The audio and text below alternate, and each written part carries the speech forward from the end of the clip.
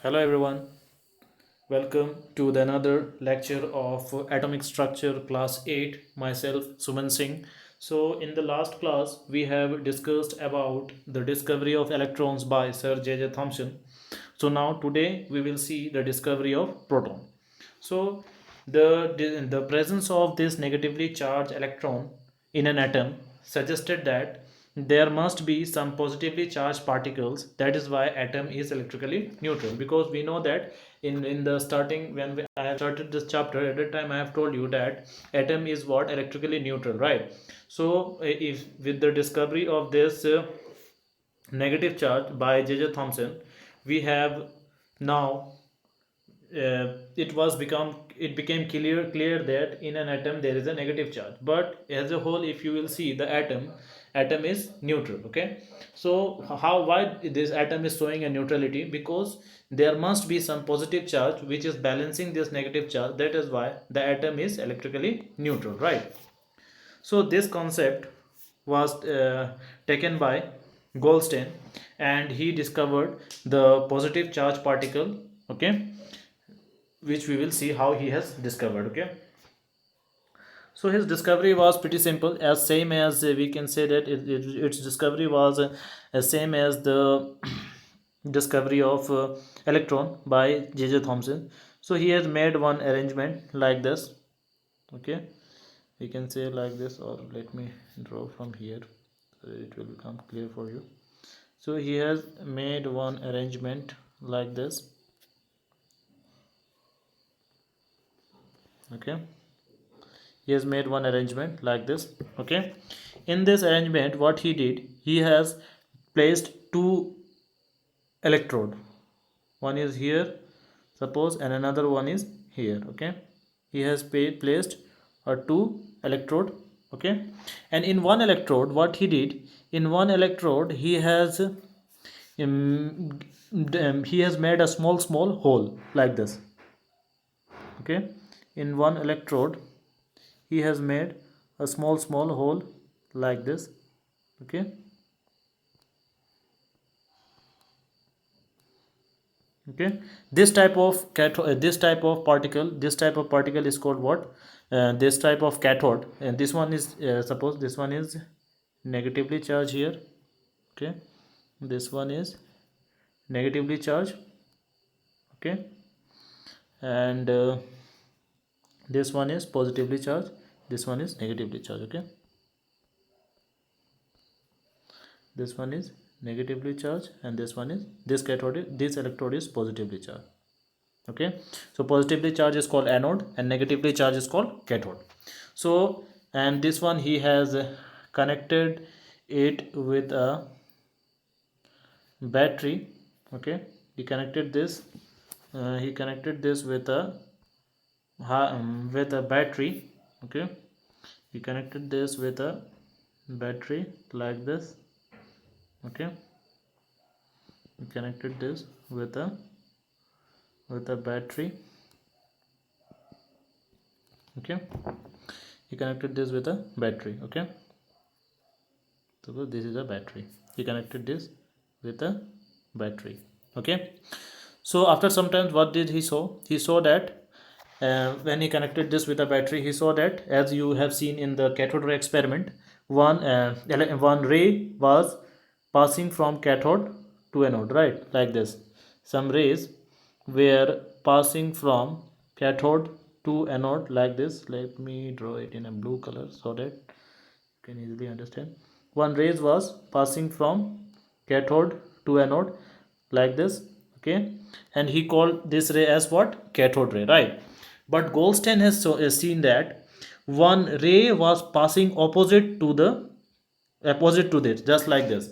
One ray was one this was J.J. Thomson experiment. But what did this Goldstein has observed, that one rays was passing from cathode and going towards the anode. Okay, one ray was passing through the generating from the anode and passing with this perforated with this hole. Okay, passing with this hole and going towards here like this.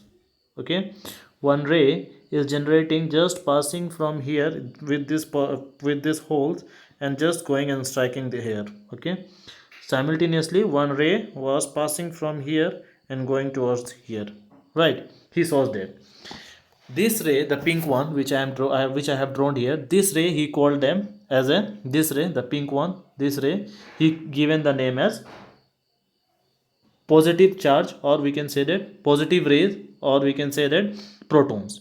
And whatever the particles which is present in this rays, he gave them a name as proton, and in this way he discovered proton. I hope you have understood this. Now what was the properties of this proton?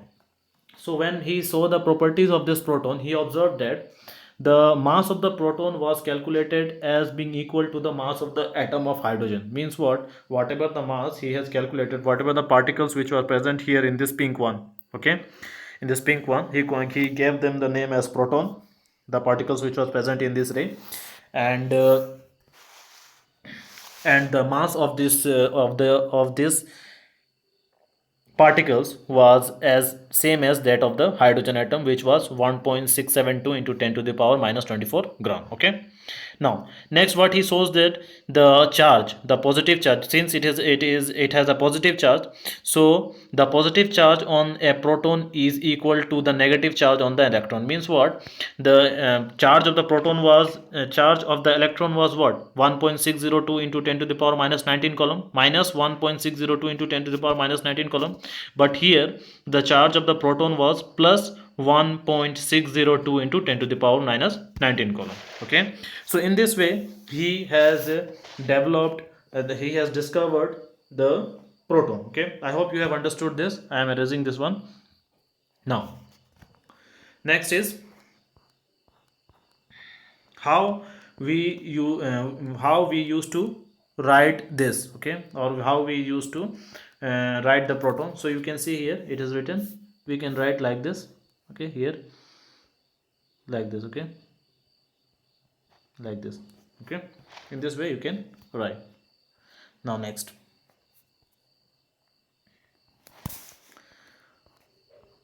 plum pudding model, Thomson atom model of atom. Now after the discovery of electron and proton, I hope discovery of proton you have understood. Now next, after the discovery of proton, okay, and electron, some of the scientists has approached to J.J. Thomson, and he told that since you have made a great discovery, you have made a great discovery by discovering the electron, you have made a great work, so suggest the model of atom. Means how in an atom electrons and protons used to reside. Okay, in an atom how this electron and proton used to reside, just give some idea. So Thomson, what he did, he has given an experiment, he has given a model which later on became means he has given a model, and the name of that model was plum pudding model. So according to that model, it is a very simple model. What he told, that atom is just like a sphere. Okay, atom is just like a sphere like this. Okay, atom is just like a sphere. Okay, like this. And after that what he did, and the positive charge, oh sorry, the atom is just like a sphere, and the negative charge is embedded in it like this. The negative charge are embedded in it just like this. Okay, the negative charge embedded in it just like this. The this is negative charge. Okay, the pink one is a negative charge. He told that, Thomson told that the pink one, this is the one which I am drawing here, the pink one is a negative charge, and the whole apart from the pink one, whatever the things present there is a positive charge. So this was the plum pudding model. And what he did, what he told that, since this negative charge which is present here, this one is, suppose he told that this is negative. Okay, this is also negative, this is negative, means all are negative here. Okay, this one is negative, negative, negative, negative, this is negative. whatever the circle is, small pink one I have drawn, this is, he told that this is a negative charge, and the, apart from this, whatever the, this portion, okay, apart from this, the this portion he has given the name as positive charge. So now, the first model for the atom was worked out by J.J. Thomson, which is known as plum pudding model. And what was, according to this model, an atom is a uniform positively charged. Okay, atom is a uniform positively charged sphere, just like this. I have drawn black one, in which the electrons are embedded just like a dry fruits in a spherical pudding, just like this small pink sphere I have placed, right. This he given the name as electron, and apart from this, whatever the thing is present there, has given the name as positive charge. Okay, and and what he's told, since the total positive charge of an atom was equal to the total negative charge of its electron, it follows that an atom will become negatively charged if it gain electron, and positively charged if we lose electron. According to this concept, what he told, that if any atom accept an electron, okay, accept an electron, it will become negatively charged. If it give its electron, it will become positively charged. Okay, so I hope you have understood the discovery of proton by plum pudding model. Sorry, so I am erasing this one. So let me clear you the concept. What he said, suppose we have we have an element named sodium. Okay, sodium. So since I have told you the atom is electrically neutral, so if atom is electrically neutral, so if it loses its electron, suppose it loses its electron, one electron he has lost his one electron, he has given his electron, then this atom will become positive. Okay, now again, if we are talking about the chlorine, so chlorine, now it is a neutral. Now if he take one electron, then it will become negative. Okay, so this was the concept of J.J. Thomson plum pudding model. Okay, I hope you have understood this. Now after this, we will see the discovery of nucleus, sorry. Okay, so when we see the discovery of nucleus here, so what was the experiment? Let me draw this. Okay, so first of all, I will give you some idea. In 1911, Lord Rutherford, a scientist from New Zealand, conducted an experiment. Okay, he has conducted an experiment in order to find the arrangement of electron and proton in an atom. Because this plum pudding model, whatever the J.J. Thomson has given this plum pudding model, this plum pudding model has failed. Okay, in so many aspects. You will learn about this in higher classes in detail. So the discovery of nucleus, when the Rutherford was doing this experiment, so Rutherford has just tried to find out the how this electrons and proton used to exist in an atom. Okay, so for this he has conducted an experiment. Okay, for this he has conducted an experiment which is called which is called alpha scattering experiment, Rutherford alpha scattering experiment. So what was this experiment? I will try to explain you by drawing here. So first of all, what he did, he has taken a very thin gold fuel. Very thin means very thin. Okay, he has taken a very thin gold fuel, like this. Here I will draw. Let me draw here. Yes. Like this, a very thin gold fuel he has taken. Okay. So inside it, suppose there is a, okay, like this, he has taken a very thin gold fuel. This is a very thin gold fuel. Now after this, what he did, he has taken an alpha particle. Alpha particle, you will learn is about this in a higher classes, about this in a detail. Let me tell you, alpha particle is just like a radiation. Okay, which is positively charged. Okay, alpha particle is just like a radiation which is positively charged. So this is the source of alpha particle, this one. Okay, now what he did, he has bombarded the alpha particle into these thin sheets of gold fuel. Okay, he has bombarded this alpha particle in this thin sheets of gold fuel. This is a gold fuel, right? This one is a gold fuel. Okay, so what he did, he has bombarded this alpha particle from here. This is the sources of alpha particle. Okay, this is the source of alpha particle. Okay, so he bombarded a thin sheets of gold fuel in this. from here. So when he bombarded the thin sheets of gold fuel, he observed that most of the alpha particle, it was shown like this, most of the alpha particle just generating from here and just going directly without any deviation, just like this they are going outside, generating from here and just going outside, generating from here and just going like this. But they, sorry, some of them, let me draw it again, some of them like this, okay, this is the sources of alpha particle, this is a source of alpha particle, suppose. So what was happening here, some of the, most of the alpha particle was generating from here and just going like this without any deviation, just going like this, okay. He saw that, Rutherford was observing this, okay. But some of them has deviated to some angle like this, some of them has deviated from here, just like not going here, it has deviated like this, okay, or it has deviated like this, like this. Some of them are just going here and just deviated like this, some of them is going here, some of them are going like this. I will tell you how, okay. See, so that most of the particle was just coming and just going without any showing any anything on the thin sheets of gold fuel. But some of them he saw that was deflected to a very small angle like this, coming here and going there like this, okay. Suppose it is coming here, after that, after coming here, it has went like this, okay. I hope you are understanding this. Suppose it has came like this and it has deviated to a very small angle, okay. But now, one in every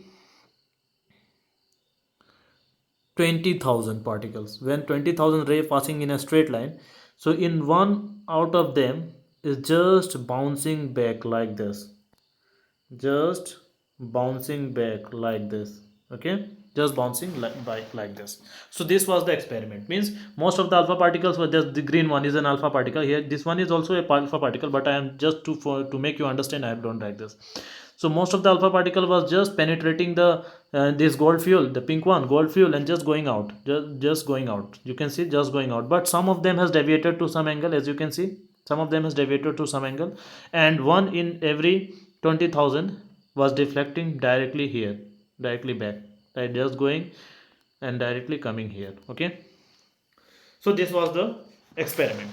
So through this experiment, what he observed that most of the alpha particle passed straight through the fuel without any deflection from their path. As you can see, this one, this one, and this one, this one, this one, and this one, they are not showing any deviation, right. Next, a small fraction of them were deflected from their original path by a small angle. It is talking about this one and this one and this one, okay. But only a few particles bounced back, this one he was talking about, this only a few particles, this three you can see, right. The brinjal color one, this three has bounced back, okay. Now, on the basis of his observation, what he told about the atom is that most of the space in an atom are empty, because this one, you can see, because the alpha particle was just going straight, like, right, like this, they are just going out, without any deflection. That is why I told that most of the space in an atom was empty, because the alpha particle went straight, okay. Number two, what he told, there is a heavy positively charged mass in an atom which caused deflection of a small fraction of alpha particle, okay. So there is a heavy positively charged, what he means to say that there is an heavy positively charged here, okay. There is a heavy positively charged here, there is a heavy positively charged here, okay. There is a heavy positively charged here, okay.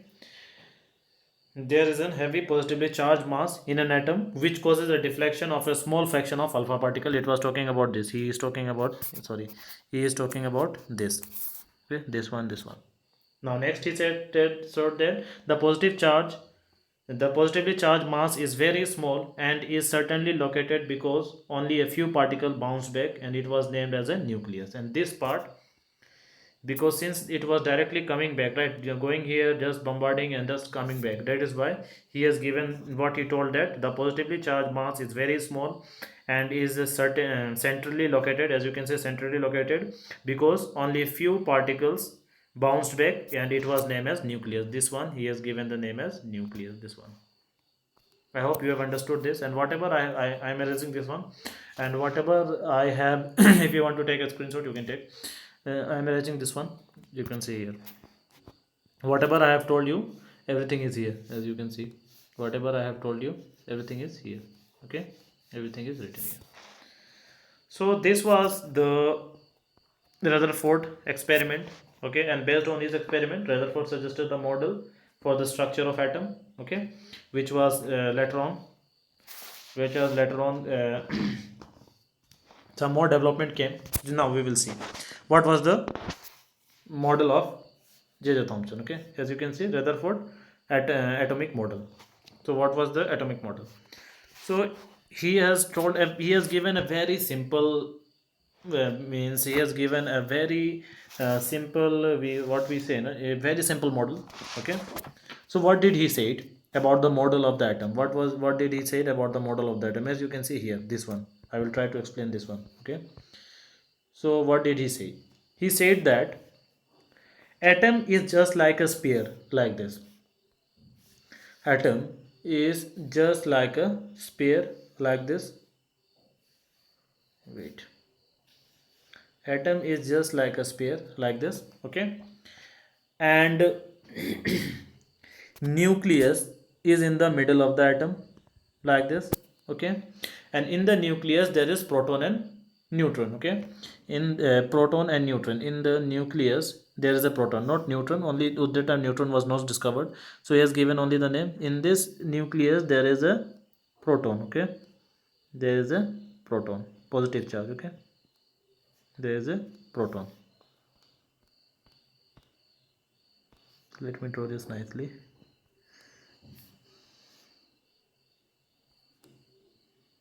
Positive charge. Okay, you can understand, I think. So what he told, atom is just like a sphere, like this, and in the nucleus is in the middle, just like this, and all the positive charges concentrated in this circle. Okay, and the electron revolve around the nucleus, just like this. Electron revolve around the nucleus. Okay, you can take one more circle like this. Okay, an electron revolve around the nucleus, just like this. Okay, or you can take one more bigger one. The electron revolve around the nucleus, just this small dots you are seeing, right? Electron revolve around the nucleus means what? It is revolving. It is not in one place, it is just revolving. Okay, like this they are revolving. Okay, like this they are revolving. So this was the model of atom. He told that the positive charge in nucleus is in the middle, and the electron revolve around the nucleus. Let me I hope you have understood this diagram. So let me tell you the where it is written, so that you can easily understand. Now you can see here it is written.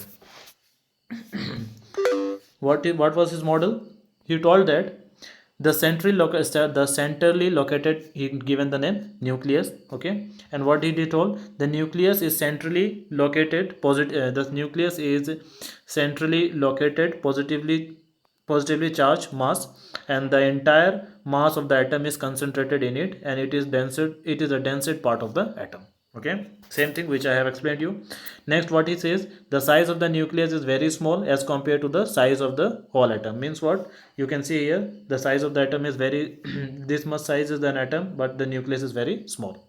Okay, next thing what he said, the electron revolve around the nucleus in a circular path. As I have told you, the electron revolve around the electron revolve around in a circular orbit in a space available around the nucleus. Okay, an atom is electrically neutral, as I have already told you, because the number of proton and the number of electron present in atom are equal. As always remember that in a neutral atom, number of proton is always equal to number of electron. Okay,